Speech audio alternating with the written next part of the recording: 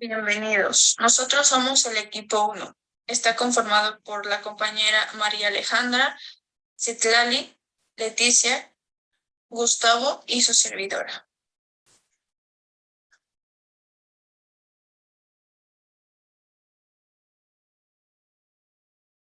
Congreso Higiénico Pedagógico 1882. Este se logró en el tiempo de los liberales, que permitió una restauración moderna al Estado mexicano. Fue conseguido en el periodo de Benito Juárez, cuando él estuvo en la administración pública. El Congreso Higiénico se basa en la educación, en una adecuada higiene, en materiales didácticos para los alumnos y en un ámbito adecuado para el docente. El Congreso Higiénico Pedagógico se enfoca más a la cuestión escolar, sin perder de vista el aspecto higiénico y además la relacionar con la autoridad del Estado, como primer medidor de los principios reglamentarios y disciplinarios del ámbito educativo y social. Era entendido de que el objeto del estudio es compartir un fenómeno social más amplio y que no surge de forma aislada, ya que es importante su estudio como hecho socio-humano. Sin más Primer preámbulos. Congreso Nacional de Instrucción Pública de 1889 a 1890. Baranda tiene la idea de organizar un magno proceso de instrucción para discutir la problemática de México en materia educativa con el fin de generar soluciones. El primer Congreso de Instrucción Pública fue llamada por el mismo Baranda Congreso Constituyente de la Enseñanza. Se inaugura el 1 de diciembre de 1889 y se desarrolla hasta el 31 de marzo de 1890, fecha en la que se clausura dicho evento. Se hizo necesaria la convocatoria de una reunión especial y este fue el foro adecuado para discutir los aspectos educativos. En dicho evento se diagnosticó la situación de la educación y se definieron los lineamientos y las políticas que tenían que seguirse en materia educativa durante el Porfiriato. En síntesis, no había acuerdos precisos. Prueba de ello era que cada estado del país establecían los parámetros que se creían adecuados para la enseñanza. Los puntos sometidos a discusión fueron la uniformidad en su enseñanza en los 3 grados, que son primaria, preparatoria y profesional. Las actividades del Congreso Baranda definió con toda la claridad la posición del Estado ante la grave responsabilidad de atender la educación pública nacional. Las actividades para su resolución se dividieron de la siguiente manera: enseñanza elemental obligatoria, escuelas rurales, maestros ambulantes y colonias infantiles, escuela de párvulos, escuela de adultos, escuelas de instrucción de primaria superior, medios de sanción de la enseñanza primaria laica y, por último, emolumentos de maestros. El informe final fue presentado por el secretario Luis Ruiz. En este documento se presentaron las 124 resoluciones aprobadas y las proposiciones respectivas para hacerlas cumplir, que son las más destacadas, como las he mencionado anteriormente.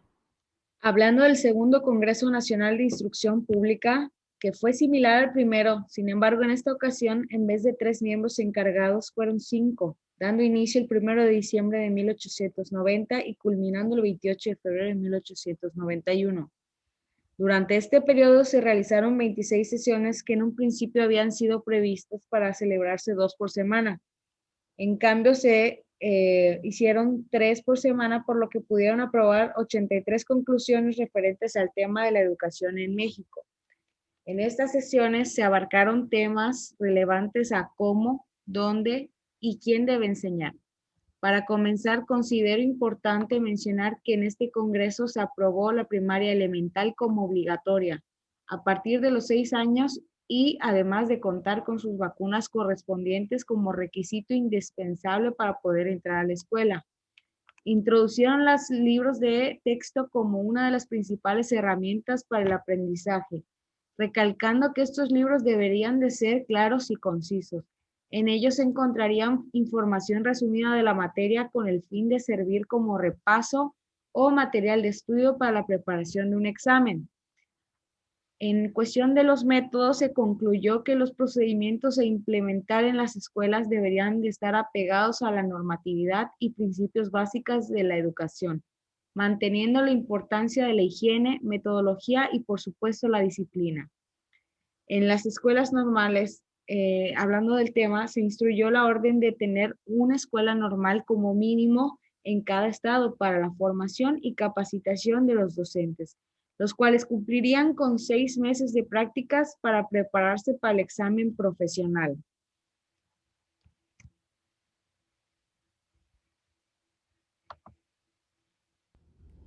Ahora bien, antes de culminar con esta presentación, es importante brindar un espacio para hablar sobre un personaje trascendente durante la época del Porfiriato, Justo Sierra Méndez, a quien se le ha denominado Maestro de América desde 1948 debido a sus aportaciones en materia educativa. Pero, ¿qué hace tan relevante a este personaje? Pues bien, en 1901, Porfirio Díaz eligió a Justino Fernández para ocupar el cargo de la Secretaría de Justicia e Instrucción Pública, quien a su vez nombró como subsecretario de este departamento a Justo Sierra Méndez, quien a partir de ese momento tuvo una creciente influencia en la instrucción pública. Un dato importante es su ímpetu de profesar la filosofía positiva, convirtiéndola en una política de gobierno, o por lo menos parte de ello. Primero, creó el Consejo Superior de Educación Pública, sustituyendo la junta directiva de la administración anterior. Pero ojo, el aspecto más relevante de todo esto fue que se seleccionaron a personas que representaban los diferentes niveles educativos con la finalidad de estandarizar los procesos, generar planes de estudio, retomar las recomendaciones de los congresos de años anteriores y extender la educación por igual a todo el país.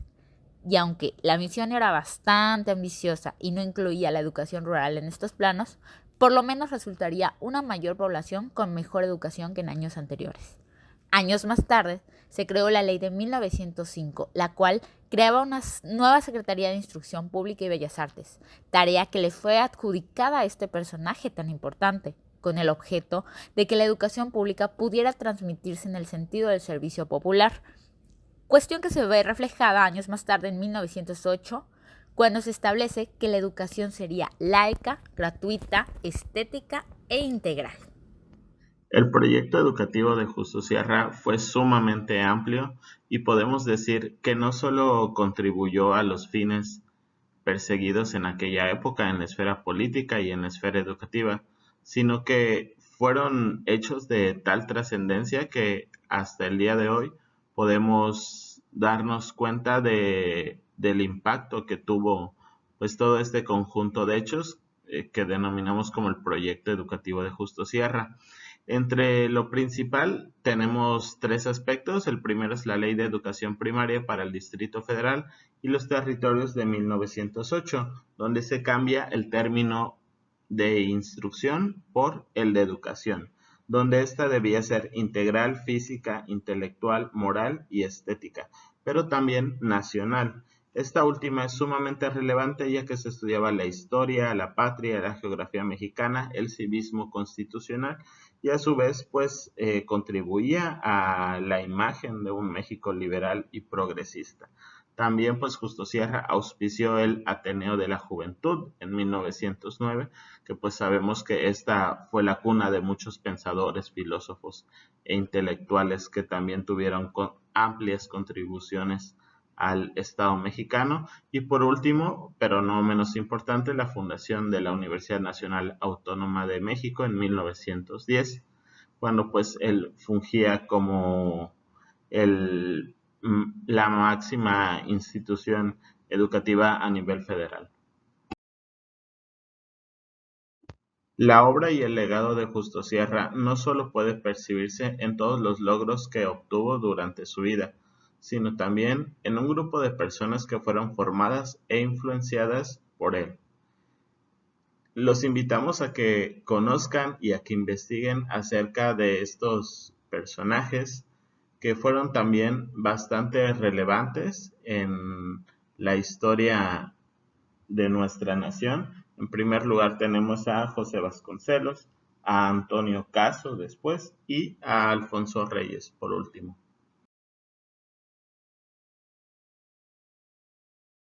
La importancia y el legado de Justo Sierra recae en que comprometió al Estado a ser el aparato educador para todo el territorio mexicano, por lo menos en concepto a nivel constitucional, y que también el sistema educativo pues fue nutrido con un fuerte nacionalismo liberal.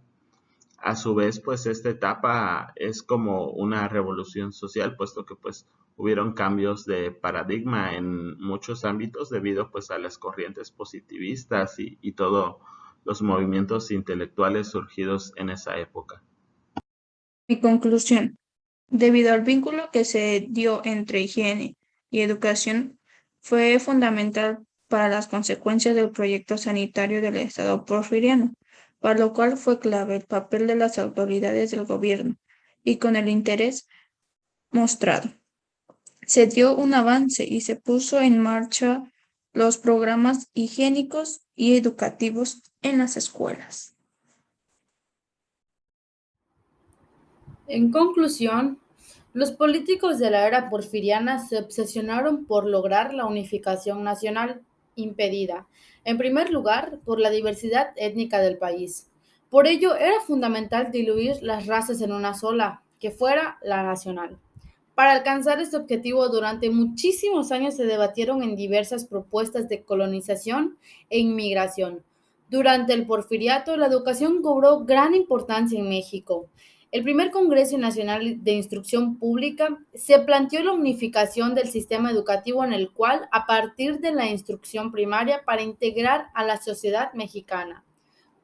Un aspecto considerado importante para el buen funcionamiento de las escuelas en el Estado fue la distribución del tiempo escolar, aspecto que en este trabajo nos proponemos conocer, concretamente la práctica de las excursiones escolares. Después de atravesar un periodo de estancamiento a consecuencia de los malos manejos e inconformidades que resultaron con la salida de los franceses de México, llegó al poder Porfirio Díaz, considerado como el impulsor del desarrollo de nuestro país, ya que se enfocó a fortalecer ciertos aspectos que le dieron un notable avance a México, como por ejemplo la infraestructura, la economía al tener inversiones extranjeras y por supuesto la educación, influyendo en la profesionalización de los docentes y la sistematización de la educación en México, buscando modelos y estrategias educativas que se pudieran implementar, pasando el Congreso Higiénico Pedagógico, así como el primer y segundo Congreso Nacional de Instrucción Pública, que dejaba y concluían bajo qué preceptos y condiciones se debían de dar el aprendizaje.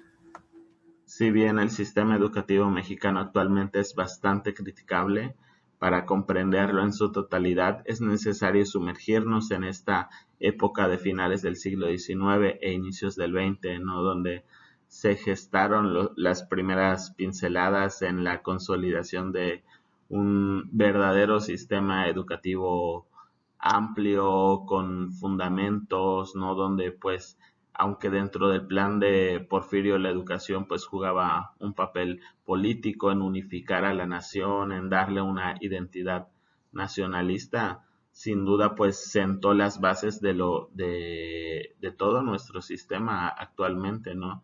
Y en ese sentido pues todos los congresos y todos los esfuerzos y todos los personajes involucrados pues fueron dirigiendo el rumbo que tenía que llevar la educación, y es por eso que necesitamos comprenderla y sumergirnos en su estudio.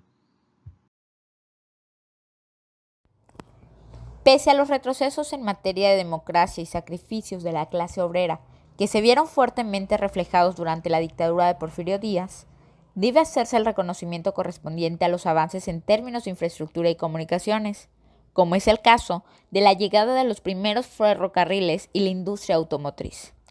Adicionalmente, considero que una de las cuestiones más trascendentes fue el avance educativo que se logró gracias a diferentes personajes y leyes formuladas. En esta etapa, el positivismo jugó una fuerte influencia en términos de estandarización de procesos y métodos pedagógicos, debido a la constante lucha de los liberales y su ímpetu de conocimiento y avance.